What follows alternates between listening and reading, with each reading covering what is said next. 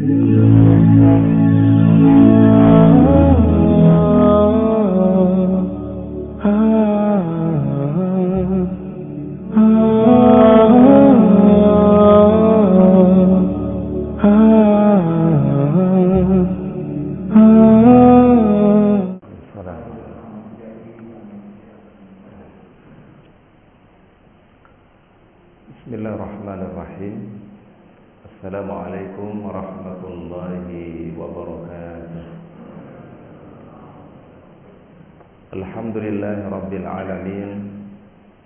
Arsala rasulahu bil huda wa dinil haq liyuzhirahu 'ala ad-dini kullihi wa kafa billahi shahida.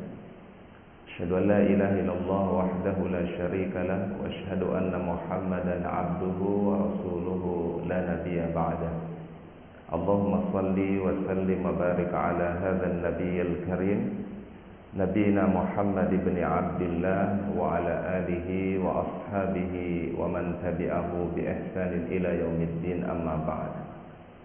Subhanallah walhamdulillah wa la ilaha illallah wallahu akbar wa la hawla wa la quwwata illa billahil aliyyil azim. Allahumma anta rabbi la ilaha illa anta khalaqtani wa ana abduka wa ana ala ahdika wa wa'dika mastata'tu wa a'udzu bika min syarri ma sana'tu abu'u laka bi ni'matika alayya wa abu'u bi dhanbi faghfir li fa innahu la yaghfiru dzunuba illa anta. Hadirin kaum muslimin, jamaah salat subuh yang dimuliakan dan dicintai oleh Allah Subhanahu wa taala. Alhamdulillah, marilah senantiasa kita memanjatkan puji dan syukur kepada Allah Subhanahu wa taala yang senantiasa mencurahkan rahmat-Nya, karunia-Nya kepada kita semua, terutama nikmat iman dan Islam, nikmat sehat dan kesempatan di pagi hari ini kita dapat memenuhi panggilan Allah Subhanahu wa taala, melaksanakan salat subuh berjamaah. Mudah-mudahan langkah kita di dalam kebaikan menjadi sebab ampunan dari Allah Subhanahu wa taala, dijadikan sebagai sebab diangkatnya derajat kita, dan mudah-mudahan menjadi saksi yang terbaik di hadapan Allah Subhanahu wa taala. Salawat dan salam kita sampaikan kepada uswah hasanah kita, teladan kita yang mulia, baginda Nabi Muhammad sallallahu alaihi wasallam. Mudah-mudahan salawat dan salam kita untuk beliau kelak pada yaumul akhir kita mendapatkan syafaat dari Rasulullah Muhammad sallallahu alaihi wasallam. Allahumma salli wa sallim ala nabiyyina Muhammad. Mengawali kajian kita pagi hari ini, tentu ini waktu yang sangat istimewa untuk kita memohon dan berdoa kepada Allah Subhanahu wa taala. Kita berdoa di pagi hari ini, semoga Allah Ta'ala senantiasa melindungi kita semua, menjaga kita semua, dilimpahkan kesehatan, dan dilindungi dari hal-hal yang kita tidak harapkan. Bismillahirrahmanirrahim. La yadurru ma'asmihi syai'un fil ardi wala fis sama wa huwas sami'ul alim. Hasbunallah wa ni'mal wakil, ni'mal maula wa ni'man nasir. Dua kalimat ini, kata para ulama, kalau kita selalu membacanya, selalu memohonnya, la yadurruhu syai'un, tidak ada sesuatu yang akan membahayakan kita semua. Bismillahirrahmanirrahim. La yadurru ma'asmihi syai'un fil ardi wala fis sama wa huwas sami'ul alim. Dan kita ucapkan hasbunallah wa ni'mal wakil, ni'mal maula wa ni'man nasir. Hadirin yang dirahmati oleh Allah Ta'ala, pada pagi hari ini kita akan membahas satu tema, yaitu mengenai penyesalan manusia di dalam kehidupan akhirat menurut Al-Quran dan As-Sunnah. Kalau kita mengkaji di dalam Al-Quran, ada ungkapan yang sering diulang-ulangi oleh Allah Subhanahu wa Ta'ala, yaitu ungkapan dengan kata laita, ya. Jadi ungkapan di dalam Al-Quran itu menggunakan kata laita. Laita itu sendiri artinya adalah andaikan atau sekiranya. Dan laita, kata para ulama, laita litamanni. menunjukkan satu keinginan yang tidak mungkin terjadi. Ya, jadi kalau kita temukan di dalam Al-Quran, dalam bahasa Arab ada kata laita, itu ungkapan menginginkan sesuatu yang tidak mungkin terjadi. Sebaliknya ada ungkapan di dalam Al-Quran menggunakan kata la'alla, ya, dan ini pun juga banyak di dalam Al-Quran. La'alla, kata para ulama, adalah satu keinginan yang mungkin terjadi dan sangat besar kemungkinan terjadi.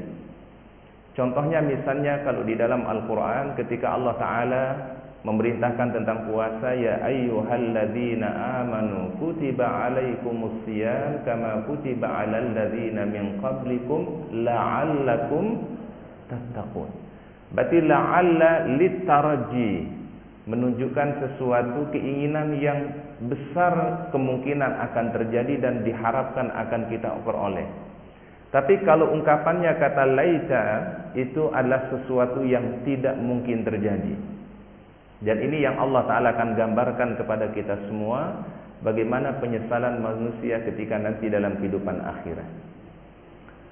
Pertama, Allah Subhanahu wa Ta'ala sebutkan di dalam Al-Quran, di dalam surat Al-Mu'minun ayat 115, ya. Surat Al-Mu'minun ayat 115, Allah Ta'ala berfirman, afahasibtum annama khalaqnakum abathan wa annakum ilaina la turja'un.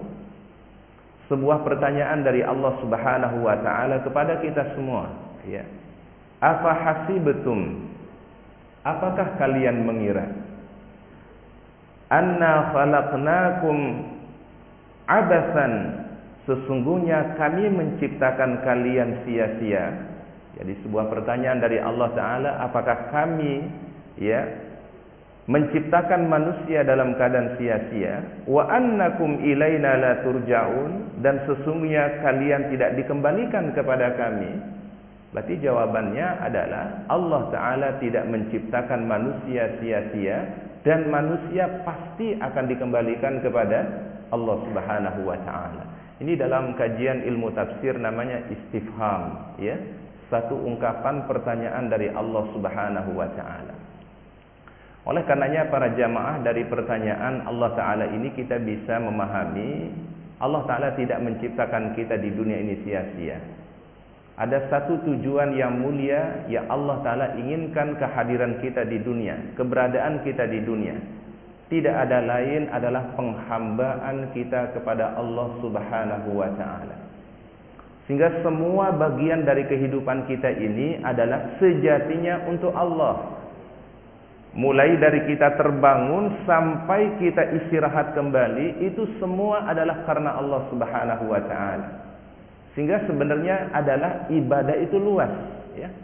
Tidak hanya terbatas pada salat, tidak hanya terbatas pada baca Al-Quran, tidak terbatas pada hajat zikir, tapi semua bagian kehidupan kita, mulai dari kita terbangun sampai kita istirahat kembali, semuanya adalah bisa bernilai kebaikan di sisi Allah Subhanahu wa Ta'ala. Sehingga para jamaah, kita perhatikan, hampir kalau kita mengkaji sunnah Nabi Sallallahu Alaihi Wasallam, semua aktivitas beliau itu selalu diiringi dengan doa. Betul ya Bapak Ibu ya? Semua aktivitasnya Nabi, aktivitasnya Rasulullah SAW, itu beliau pasti ada doanya, Pak. Ketika kita mau istirahat, beliau mengajarkan ada doanya. Ketika kita bangun dari istirahat kita, ada doa yang diajarkan oleh Rasulullah Sallallahu Alaihi Wasallam. Ketika kita berangkat dari rumah menuju masjid, ada doa yang diajarkan oleh Nabi Sallallahu Alaihi Wasallam. Allahumma ja'al fi qalbi nuran wa fi sam'i nuran wa fi basari nuran wa an yamini nura wa an shimali nura. Ini doa yang diajarkan Nabi SAW ketika kita menuju masjid. Begitu kita berada di depan masjid, kita memasuki masjid, ada doa yang diajarkan oleh Nabi Sallallahu Alaihi Wasallam. Allahumma ftahli abwaab rahmatik. Ketika kita keluar dari masjid, ada doa yang diajarkan oleh baginda Rasulullah Sallallahu Alaihi Wasallam. Kesimpulannya adalah semua aktivitas beliau itu selalu beliau mohonkan dan berdoa kepada Allah Subhanahu Wa Taala. Artinya adalah sesungguhnya tidak ada yang sia-sia semua aktivitas orang-orang mukmin. Maka Imam Asy-Syafi'i pernah mengatakan, tidaklah aku lewatkan setiap aktivitasku kecuali aku niatkan karena Allah. Tidak ada yang sia-sia di hadapan Allah Subhanahu wa taala. Ini makna dari inna salati wa nusuki wa mahyaya wa mamati lillahi rabbil alamin. Ini kan komitmen kita yang kita sering baca di doa iftitah kita. Maka Allah Subhanahu wa taala tadi bertanya kepada kita semua, afa hasibtum annama khalaqnakum abasan wa annakum ilaina la turja'un? Apakah kalian mengira kami menciptakan manusia dalam keadaan sia-sia dan kalian tidak dikembalikan kepada kami? Ini mukaddimah yang disampaikan oleh Allah Subhanahu wa taala supaya manusia mengerti apa tujuan keberadaannya dalam kehidupan dunia ini. Karena kalau orang tidak memahami tujuannya, maka dia akan sulit untuk mempersiapkan menuju Allah Subhanahu wa taala. Sampai satu ketika Nabi sallallahu alaihi wasallam itu menggambarkan bagaimana kehidupan manusia dengan dunia ini, hubungan kita dengan dunia ini. Beliau mengatakan, mali walid dunya illa karajulin istadhalla tahta syajaratin thumma raha wa tarakaha. Jadi hadis ini ada ceritanya para jamaah. Satu ketika Nabi SAW sedang istirahat, ya, beralaskan tikar dari pelepah kurma. Kemudian ada bekas, ya, karena orang kalau pakai pelepah kurma itu tidur atau pakai tikar tidur itu ada pasti berbekas di badannya.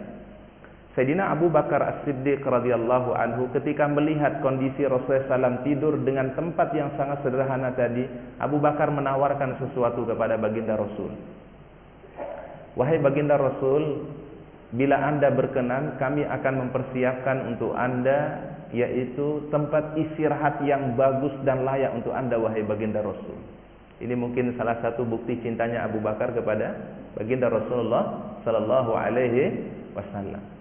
Maka Rasul mengatakan apa? Mali walid dunya illa karajulin istadhalla tahta syajaratin thumma raha wa tarakaha. Aku dengan dunia ini, kata Nabi sallallahu alaihi wasallam, seperti seseorang yang sedang menempuh perjalanan panjang.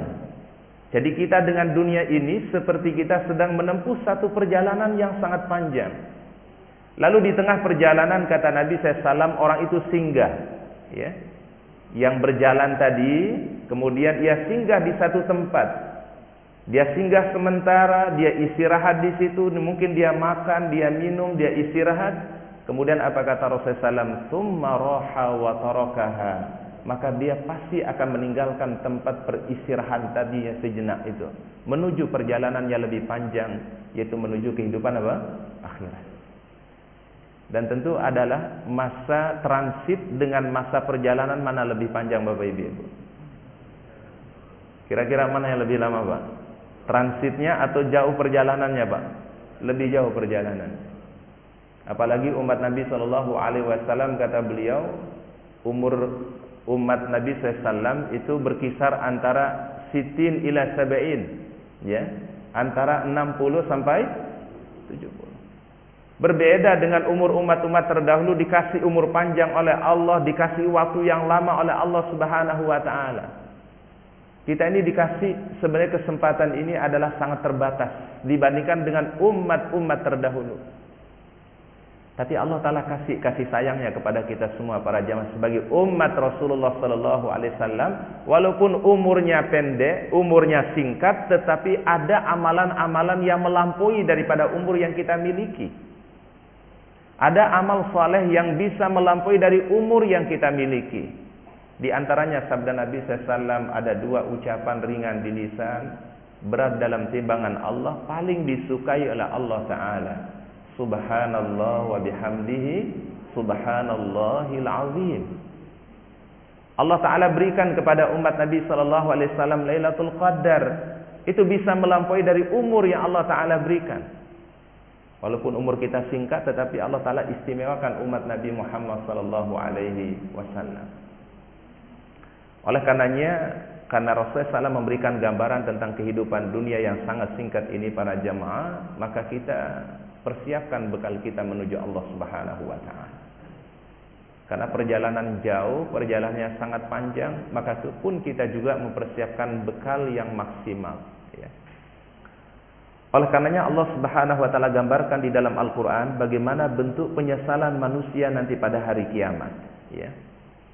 Yang pertama, bentuk penyesalan manusia pada hari kiamat itu adalah manusia berkata, andaikan kami dulu taat kepada Allah dan taat kepada Rasulnya. Ini penyesalan pertama manusia. Andaikan dulu di dunia kami beriman kepada Allah, beriman kepada Rasulullah Muhammad sallallahu alaihi wasallam. Andaikan dulu di dunia kami menggunakan waktu kami untuk beriman kepada Allah dan beriman kepada Rasulnya. Ini penyesalan orang-orang yang dalam keadaan meninggal dunia dalam keadaan tidak beriman. Jadi ia menyesal sekali kenapa dulu di dunia dikasih kesempatan waktu oleh Allah tapi tidak beriman. Iman inilah para jamaah yang membuat kita mulia. Iman inilah yang membuat kita istimewa di hadapan Allah Subhanahu wa taala. Kalau kita baca sirah nabawiyah, ada seorang sahabat Nabi bernama Umar bin Khattab radhiyallahu anhu. Umar itu sebelum masuk Islam dilihat kelebihan-kelebihannya oleh Rasulullah sallallahu alaihi wasallam. Dilihat Umar ini punya potensi, punya kelebihan, ya. Maka Rasul berdoa kepada Allah taala agar Umar mendapatkan hidayah. Kemudian tidak hanya Umar yang didoakan oleh Nabi, yang diharapkan hidayah oleh Nabi, ada juga yang lain diharapkan oleh Nabi karena diberikan kelebihan. Ada potensi besar yang dia miliki. Namanya adalah Amr bin Hisham. Amr bin Hisham ini yang kita kenal dalam sejarah dengan sebutan Abu Jahal, ya. Nama aslinya bukan Abu Jahal, adalah Amr bin Hisham. Dulu dia dijuluki dengan sebutan Abul Hakam, bapaknya orang yang bijaksana, karena dia tokoh Mekah, ya. Jadi pemimpin Mekah itu adalah dia satu-satunya, namanya Abul Hakam. Tapi karena dia tidak mau beriman, baru diganti namanya apa? Abu Jahal. Nama aslinya adalah Amr bin Hisham. Dua orang ini dilihat oleh Nabi SAW punya potensi besar menjadi orang hebat, ya. Maka Nabi SAW berdoa. Apa doa beliau? Allahumma a'izzal Islam bi islami ahadil umaraini. Ya Allah, muliakan Islam ini, muliakan agamamu ini dengan masuk Islamnya satu di antara dua orang ini, ya. Tidak mungkin Rasul mendoakan kecuali pada dua orang ini pasti ada apanya, Pak? Ada kehebatannya, ada kelebihannya, ada keistimewaannya. Umar bin Khattab ada keistimewaannya, Amr bin Hisham ada keistimewaannya. Namun hidayah Allah Subhanahu wa taala berpihak dan ditakdirkan kepada sahabat yang mulia, yaitu Umar bin Khattab radhiyallahu anhu. Ketika dia baru memeluk Islam, ada satu kalimat yang dia ungkapkan oleh sahabat Umar bin Khattab. Apa kata beliau? A'azzanallahu bil Islam. Yang membuat kita mulia ini tidak ada lain karena Islam. Sekali lagi kata beliau adalah, yang membuat kita mulia, yang membuat kita hebat, yang membuat kita jadi istimewa itu karena Islam yang Allah Ta'ala berikan, karena iman yang Allah Ta'ala berikan. Siapa yang tidak mengenal kehebatannya Umar? Umar dari sebelum masuk Islam dan setelah masuk Islam, kehebatannya luar biasa. Tapi kehebatan sebelum dia memasuk Islam itu tidak ada artinya, ya. Tapi kehebatan yang dia miliki setelah dia berislam, itulah yang membuat dia semakin istimewa di hadapan Allah Subhanahu wa taala. Jadi Umar sebelum masuk Islam sudah punya kelebihan, tapi kelebihan itu karena tidak beriman, tidak ada artinya. Tapi begitu dia beriman kepada Allah, beriman kepada baginda Rasulullah SAW, ia ucapkan dua kalimat syahadat, disitulah kemudian izzah Islam itu Allah Ta'ala berikan kepada Umar bin Khattab.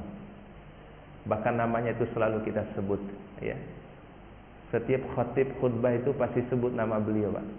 Ya, wardallahu anil khulafa'ir rasyidin Abi Bakrin wa Umar wa Utsmana wa Ali. Dan setiap orang menceritakan tentang awal hijrahnya Nabi SAW, penetapan tahun baru Islam, itu pasti akan menyebut nama Umar bin Khattab. Dan setiap orang menyebut Masjid Al-Aqsa, pasti yang teringat itu adalah Sayyidina Umar. karena beliaulah yang menaklukkan pertama kali Palestina, Sayyidina Umar bin Khattab radhiyallahu anhu. Ini kehebatan yang dimiliki oleh Sayyidina Umar bin Khattab. Bahkan salah satu kelebihan beliau itu adalah ada beberapa ucapan beliau yang kemudian turun ayat Al-Quran kepada baginda Rasulullah sallallahu alaihi wasallam. Tadi alhamdulillah imam kita membaca satu ayat yang ini permintaan dari Umar bin Khattab ya kepada baginda Rasul. Wattakhidhu min maqami Ibrahim musalla. Di Mekah, di dekat Masjidil Haram atau di dekat Ka'bah ada satu lokasi atau satu tempat namanya Maqam Ibrahim. Ya. Betul ya Bapak Ibu ya? Ada namanya apa? Maqam Ibrahim. Satu ketika Umar berkata kepada baginda Rasulullah SAW, ya Rasulullah, alangkah baiknya kalau orang selesai tawaf, ya, setelah dia tawaf mengelilingi Ka'bah Baitullah, kan dianjurkan melaksanakan sholat sunnah, ya, namanya sunnah tawaf. Jadi siapa saja melaksanakan tawaf, baik tawaf haji, tawaf umrah ataupun tawaf sunnah, itu mesti selesai tawaf itu melaksanakan sholat sunnah 2 rakaat. Apa kata Umar bin Khattab? Ya Rasulullah, alangkah baiknya kalau orang itu salat mengarah ke arah Maqam Ibrahim. Itu permintaannya Umar Pak kepada baginda Nabi SAW. Ya Rasulullah SAW, alangkah baiknya kalau orang itu salat sunnah tawaf, arahkan sejajar dengan apa? Maqam Ibrahim. Tidak lama kemudian turun ayat Al-Quran kepada baginda Rasul yang tadi dibaca oleh imam kita. Wattakhidhu min maqami Ibrahim musalla. Jadikanlah Maqam Ibrahim itu merupakan arah engkau salat. Salat maksudnya salat sunnah tawaf. Jadi kalau kita selesai tawaf Bapak Ibu, kita geser ke arah sebelah kanan Ka'bah. Jadi karena kan tawaf itu dimulai dari Hajar Aswad, berakhir di mana? Hajar Aswad. Kalau bisa posisi salatnya ada di sebelah kanan dari Hajar Aswad. Karena nanti kalau kita salat itu searah dengan arah apa? Maqam Ibrahim. Ini adalah permintaan daripada Sayyidina Umar bin Khattab. Nah, jadi manusia banyak yang menyesal firman Allah Ta'ala karena tidak beriman. Karena tidak beriman kepada Allah dan tidak beriman kepada Rasulullah Sallallahu Alaihi Wasallam. Allah Ta'ala gambarkan di dalam Al-Quran, di dalam surat Al-Ahzab ayat 66. Yauma tuqallabu wujuhuhum fin nari. Pada hari ketika muka mereka dibolak-balikkan di dalam api neraka. Ini Al-Quran Masya Allah bahasanya indah para jamaah ya. Allah Ta'ala mengungkapkan wajah, tetapi sebenarnya yang dimasukkan bukan hanya wajah yang disiksa oleh Allah, tetapi seluruh anggota tubuh manusia. Ini di dalam bahasa Arab namanya zikrul ba'di wa iradatil kull. Menyebutkan sebagian tetapi yang dimasukkan keseluruhannya. Sama Al-Quran mengungkapkan warka'u ma'arraki'in. Rukulah engkau bersama orang-orang yang ruku. Perintahnya bukan hanya ruku, tapi perintahnya adalah apa? Apa perintahnya Pak? Apakah perintahnya cuma ruku Pak? Tidak. Ruku itu bagian kecil daripada salat. Maka maksudnya lah warka'u ma'arraki'in. Laksanakanlah salat bersama orang-orang yang menunaikan salat. Tapi yang disebutkan apanya Pak? Rukunya. Dalam bahasa Arab, dalam Al-Quran digunakan keindahan seperti itu Pak. Jadi Allah Ta'ala gambarkan pada hari di mana wajah mereka dibolak-balikan di dalam api neraka. Maksudnya bukan hanya wajah saja, seluruh anggota tubuhnya akan disiksa oleh Allah Ta'ala. Bahkan akan berganti kulit mereka dengan kulit yang baru setiap mereka disiksa oleh Allah Subhanahu wa Ta'ala. Yaquluna, ya. Kemudian mereka berkata kepada Allah Subhanahu wa Ta'ala. Apa kata mereka? Ya laitana ata'na Allah wa ata'na Rasul. Andaikan dulu di dunia aku beriman kepada Allah, beriman kepada Rasul. Andaikan dulu di dunia aku taat kepada Allah dan taat kepada Rasulnya. Menggunakan kata laita. Tetapi ini tidak mungkin terjadi karena suatu yang mustahil penyesalan manusia ketika dia dalam kehidupan akhirat. Allah Ta'ala gambarkan bagaimana manusia menyesal tidak beriman kepada Allah, tidak beriman kepada Rasulullah Sallallahu Alaihi Wasallam, dan Nabi SAW menjadi hujah akhir zaman para jamaah. Beliau Rasulullah SAW sebagai khatamil anbiya wal mursalin, penutup para nabi dan rasul, maka sejatinya seluruh umat manusia itu beriman kepada beliau. Itu kurang lebih yang kita pahami, Pak, kalau menyebutkan khatamul anbiya wal mursalin. Jadi maksudnya penutup para nabi dan rasul, sejatinya seluruh umat manusia beriman kepada siapa? Rasulullah. Itu sejatinya, Pak. Bahkan sampai beliau mengatakan, "Lau kana Musa hayyan ma wasi'ahu illa tibai." Kalau sekiranya Nabi Musa masih hidup di zamanku, kata beliau, pasti Nabi Musa itu beriman kepadaku, kata Rasulullah sallallahu alaihi wasallam. Jadi kalau sekiranya Nabi Musa hidup di zaman Nabi Musa apa yang dia lakukan, Pak? Akan beriman kepada Rasulullah sallallahu alaihi wasallam. Nah, sehingga ya keimanan itu adalah tidak cukup beriman kepada Allah, tapi wajib beriman kepada baginda Nabi Muhammad sallallahu alaihi wasallam. Itu namanya orang yang mukmin, tidak hanya beriman kepada Allah, tidak hanya mengikrarkan Allah Ta'ala sebagai Rabb, tetapi menjadikan Nabi Muhammad itu adalah sebagai utusan Allah dan Nabi Allah Subhanahu wa Ta'ala. Mungkin ajaran agama yang lain mengenal Tuhan, ya. Mungkin menganggap Allah Ta'ala sebagai Rabbnya. Tapi selama tidak mengimani Nabi Muhammad SAW, kinan mereka tidak diterima oleh Allah Subhanahu wa Ta'ala. Ya. Ya, kayak orang-orang Yahudi misalnya. Orang Yahudi menganggap Allah Ta'ala sebagai Tuhan. Tapi kesalahan mereka yang paling besar itu adalah ketika menjadikan Uzair itu anak Allah Ta'ala. Wa qalatil yahudu Uzairun ibnullah. Ya. Ketika orang-orang Yahudi berkata Uzair itu adalah anaknya Allah. Wa qalatin nasara Isa ibnullah, dan berkata orang-orang Nasara bahwasannya Isa itu adalah anaknya Allah. Jadi sebenarnya mereka mengikrarkan Allah sebagai Rabb, tetapi mereka mensekutukan Allah Ta'ala di dalam uluhiyahnya Allah Subhanahu wa Ta'ala. Oleh karenanya di dalam Islam, ya, ada satu kalimat yang menguatkan akidah kita, menguatkan tauhid kita, la ilaha illallah wahdahu la syarikalah, lahul mulku wa lahul hamdu wa huwa ala kulli syai'in qadir. Bayangkan kalimat ini para jamaah, ini kalimat yang terbaik kata Rasul, zikirnya para nabi dan rasul. Kalau kita baca setiap hari 100 kali, Allah Ta'ala akan menulis 100 kebaikan, dihapus dari kita 100 kesalahan, dijaga dari pagi sampai pada sore harinya.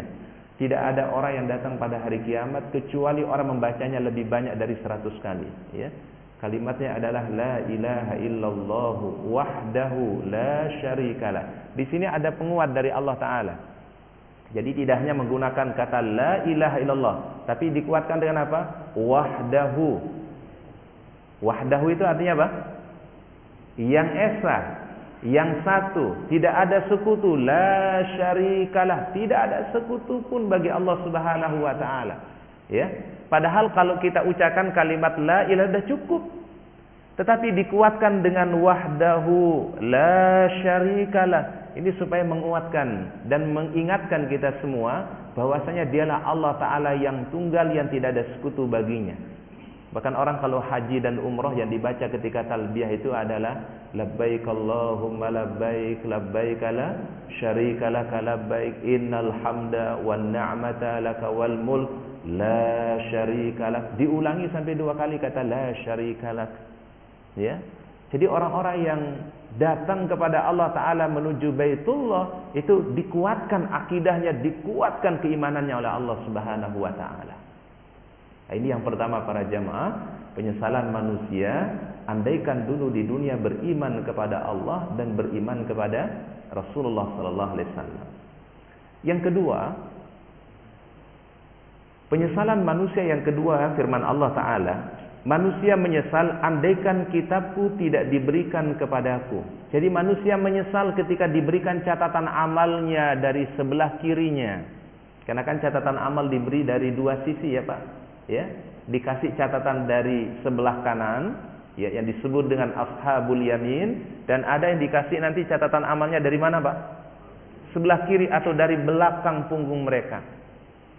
Jadi dari itu saja nanti orang mengenal Pak, ya. Orang tahu kalau dikasih catatan amal dari sebelah kanan berarti orang yang dimuliakan oleh Allah, orang yang akan mendapatkan keselamatan pada hari kiamat. Tapi kalau catatan amalnya dari sebelah kiri, dikasih dari sebelah kiri atau dari belakang punggung mereka, udah pasti orang ini akan mendapatkan penderitaan dan siksaan di sisi Allah Subhanahu wa taala. Maka manusia ketika menerima catatan amalnya dari sebelah kiri, dia menyesal sekali. Apa firman Allah taala di dalam Al-Qur'an? Wa amma man utiya kitabahu bishimalihi. Dan adapun orang-orang yang diberikan catatan amalnya dari sebelah mana? Sebelah kirinya. Fayaqulu, lalu ia berkata, ya laitani lam uta kitabiyah. Andaikan sekiranya aku tidak diberikan buku catatan amal ini. Artinya dia tidak berharap dikasih catatan amal dari mana, Pak? Dari sebelah kirinya. Menyesal dia. Karena dia tidak beriman kepada Allah, karena dia tidak beriman kepada Rasulullah SAW. Allah Ta'ala kasih catatan amalnya dari sebelah kirinya. Atau orang-orang yang ingkar kepada Allah Ta'ala, menentang kehendak Allah Ta'ala, menentang Rasulullah SAW, tertutup dari kebenaran, ya, sehingga dia terhalang untuk menerima sebuah kebaikan dan kebenaran, sehingga dia isi kehidupannya dengan keingkaran kepada Allah. Maka Allah Ta'ala kasih catatan amalnya dari sebelah mananya, Pak? Sebelah kirinya. Maka catatan amal ini sangat penting para jamaah, ya. Yang ini menjadi salah satu penentu, kata Nabi SAW, keselamatan dan kebaikan kita semua. Kita sebagai manusia tentu tidak lepas dari kesalahan, tidak lepas dari kekhilafan. Tidak ada manusia yang bersih, tidak ada manusia yang suci kecuali para nabi, ya. Orang-orang yang mulia. Kalau kita ini kan banyak kesalahannya, banyak kehilafannya, maka salah satu cara untuk menyempurnakan kekurangan itulah kasratul istighfar. Memperbanyak istighfar kita kepada Allah Subhanahu wa taala. Kita akhiri subhanakallahumma bihamdika asyhadu an la ilaha illa anta astaghfiruka wa atubu ilaik. Assalamualaikum warahmatullahi wabarakatuh.